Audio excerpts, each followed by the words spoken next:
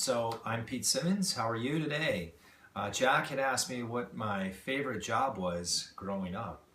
And I have to say that my favorite job growing up was a job that I had in high school. I worked as a pillow fighter in a Renaissance festival.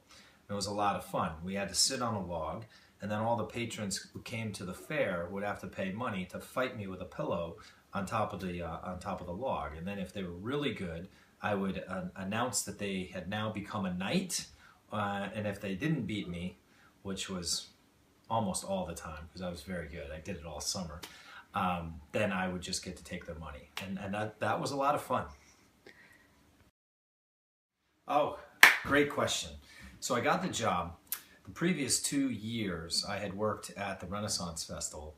The first year I was relegated to parking cars in the parking lot. The year 2 I got to move inside the theme park, and that's where I was responsible for trash duty. At the end of the second season, I had learned that the pillow fight gentleman who was doing the pillow fight was not coming back for the following year. So I caught wind that there was an opening, and then I approached the general manager about the fact that I'd like to do that job, and lo and behold, I got it. It was awesome. So money was a huge advancement getting into the pillow fight. First year I worked, I was parking cars in the parking lot. It was about $3 an hour. Then when I moved inside the theme park doing garbage, I was getting $4 an hour. So in a 10-hour day, I was making 40 bucks. But when I advanced to the pillow fight, I was pulling down about $200 a day. So it was a nice improvement in money, and it was a lot more fun. So the costumes we had to wear were all relevant to the time. And since this was the Renaissance era, we had to wear old style garb. So the pants were baggy, they stopped just below the knees.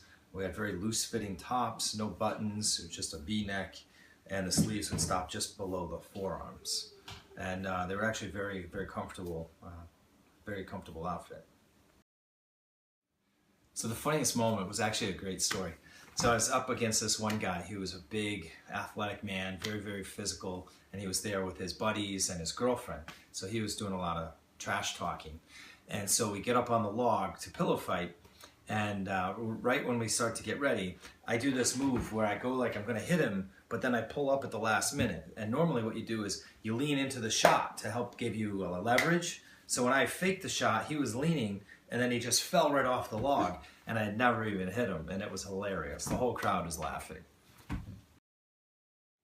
Oh, embarrassing? Well, I didn't really have a lot of embarrassing moments while I was pillow fighting, but I do have a couple that I feel a little guilty about. I remember one time a guy came to pillow fight, and each battle was $5, and he handed me a $20 bill. So I took the money, and then we had the pillow fight. So I owed him change. I owed him $15. But after we were done fighting, he was so mad because he lost that he just walked away. But I still had his other $15 in change. And to this day, I still have that $15. So yeah, there were a few perks of being a gamer and an actor at the facility. For example, the lemonade stand, I could have all the free lemonade I wanted throughout the entire day. And we had a turkey leg station for food, fish sandwiches, and big turkey legs. If you've ever seen the Renaissance Fair, those big turkey legs are like this, that big around. So I had all the free food and drink I could handle.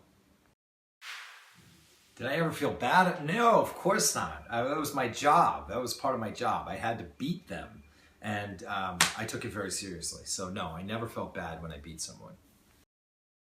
Did I ever fight a 7th grader? No, I never fought a 7th grader. I haven't found one that would want to fight me in the pillow fight, but I know there's some kids out there like Colin McDonald or Jake Sullivan who might want a shot at the title. I'd take them on too. They'd feel my wrath.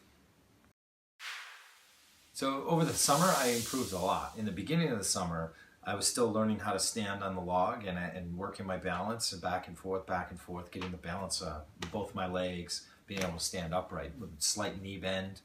But by the end of the summer, I was rock solid. I couldn't be knocked off. It was so easy for me. So I got a lot of practice over the course of the year. No, I did not lose. I was undefeated. It was the summer of 1988, and I could not be stopped.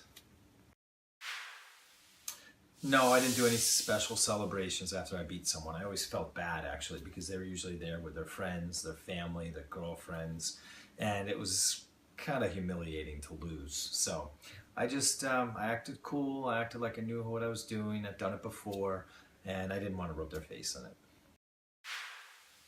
Yes, actually, I did have a signature move. I had two, in fact. I started to describe the first one, which was my fake. So I'd have my pillow ready to go, and I'd be whipping it around like this, getting ready to hit somebody. Then I'd step in, and instead of hitting them, I'd come up over the top. And that was a great move because people would never be expecting it. So then other times, I had another move where I'd do the same move, and instead of hitting them, I'd come over to the other hand, and then I'd whack them from the... Yes, I would want to do that job again. It was so much fun. Fantastic. Definitely do it again. Yes, I would recommend that job for anyone in the classroom. It really helps you with three key elements of life. Number one, you get to learn how to manage your business. Number two, you have to understand the finances behind the business, the dollars coming in, what you have to pay out for your materials and supplies. And three, communication skills. You get to talk to people all day long. And for those reasons, managing your business, your finances, and your communication skills, it's a great job.